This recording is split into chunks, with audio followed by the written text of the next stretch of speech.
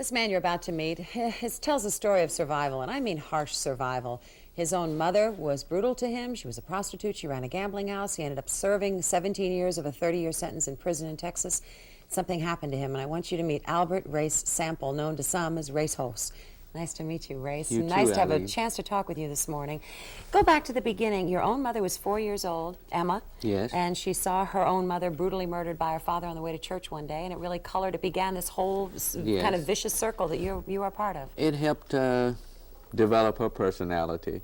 Emma was brutalized as a child herself, and she ran away from home when she was 15 and took to the oil fields of East Texas as a prostitute and hustling and gambling and things like that, and that's how Racehoss came into play. She got involved with a white cotton broker, and when I was born, the black man that Emma was married to, who I refer to in the book as Blue, which that's what everybody called him, he saw me and he walked out on Emma.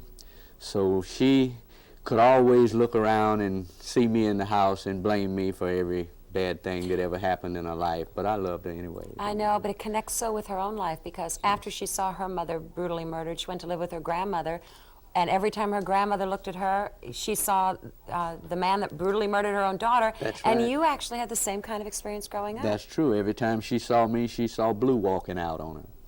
She didn't treat you well. Not at all. But I loved her. She treated me as best she could. You know, something happened when that happened to Emma, it shut her heart off. I mean, she couldn't love. She really couldn't. She tried. But it was a thing like every time that she ever did, the one thing that she loved, it was taken away, it was destroyed, and every time she tried to love, she came out on the short end of the stick. And so she dealt me the same hand that she had to play. And I'm glad in a way that she did, because the way my life turned out. If I hadn't had Emma as a drill sergeant, if you will, I doubt very seriously if I could have made it in the prison system, which was one of the toughest camps in our Texas prison system.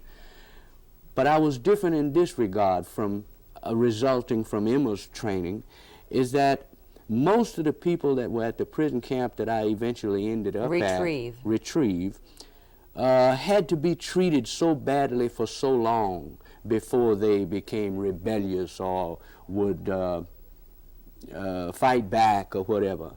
Hell, I was like that when I walked through the door. Nobody was going to get you down, no matter what they called you. Emma trained me well. You were the only mixed race in the whole At prison. that whole unit, yes. There was 425 of us there when I went. And this unit was made up of all of the worst, the most incorrigible prisoners in the rest of the system. But I had such a bad record in the free world that qualified me for this unit, where they sent all of the unsalvageable human beings to where they don't expect to ever see you come back from retrieve. You had a man named Boss Band. Boss Band, Killer Band. They call him that because in black terminology in the prison system, we'd say, hey man, that dude killed a whole band of niggas, you know? So they call him Killer Band because he'd killed 16 men in his prison career. And I was always scheduled to be number 17. But work became a survival tool in the prison system, which was a plantation, 14,700 acres under cultivation, and if you couldn't work, you couldn't live. You got the name Racehoss because of how fast you could pick cotton. Pick cotton. You I were was in a there. cotton picking champion. You were in there for 30 years for what crime? Was it armed robbery? Armed robbery, yes. You only served 17, but that's almost the max you can serve under a 30-year sentence in Texas. Yes, 18 years would discharge a 30-year sentence. There's so much to talk about, but we have to get to what turned your life around. You were thrown in solitary a lot. You were cuffed to the walls, hanging by your wrists. Many times. And once in solitary, when you were at the deepest moment of despair, something happened to you. It did. I was sitting in a 4x8 concrete cell that had a little hole about the size of a 50-cent piece in the center of the floor where you do all your things in.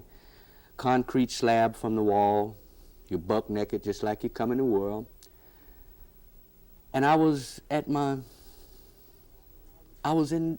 hell, and I was just on the verge of giving up and saying, I can't fight it no more, you know?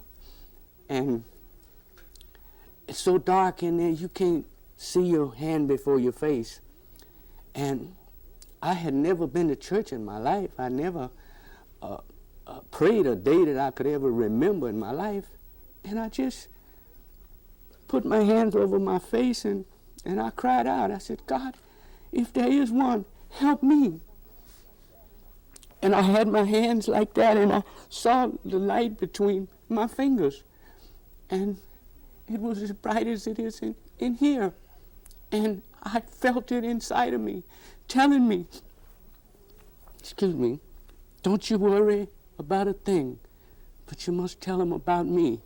And I spent 7 more years after that. When they let me out, I was never punished again. I went from a 5th grade education to college work. You were supposed to go back to the fields I and was instead got a supposed job to- in the warden's office? Within an hour, after I was released from solitary, within an hour they were calling me to put me to work in the warden's office. And I worked in there for 4 years and went to school and became the head school teacher myself, devised methods of teaching illiterates. And you didn't sing the praises of the Lord in prison. You didn't tell anyone till you told your wife in 1974. 1974 was the first time that I ever mentioned that to anybody. Because if I had said that in prison, geez, man, they would have said, hey, we got him. Old Race is done cracked up. They'd have put me in a straitjacket, you know. You left They would prison have. and you went to a halfway house, and then you went to the University of Texas and University of Houston. Yes. And now you've given it back. You found a way even to have a 14-year-old daughter and not abuse her. You broke the cycle. I couldn't do that to her. When you saw Emma, you were allowed out of prison to see your mother when Yes. she was on her deathbed. 1971. What did I she got say there to you? 30 seconds before she passed.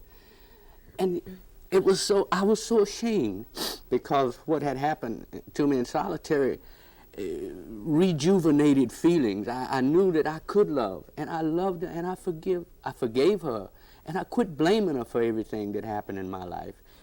And when I got there, I was in shackles. I had a chain on my neck, one on my waist and my legs. And I walked her to bed, and she said, get back where Mama can take a look at you. First time she'd ever said Mama, because she didn't allow me to call her Mama. She made me call her Emma. And she just looked at me and she said, are me and you still buddies? I said, yes, ma'am, the best kind. And she just smiled and looked at me. She was dead.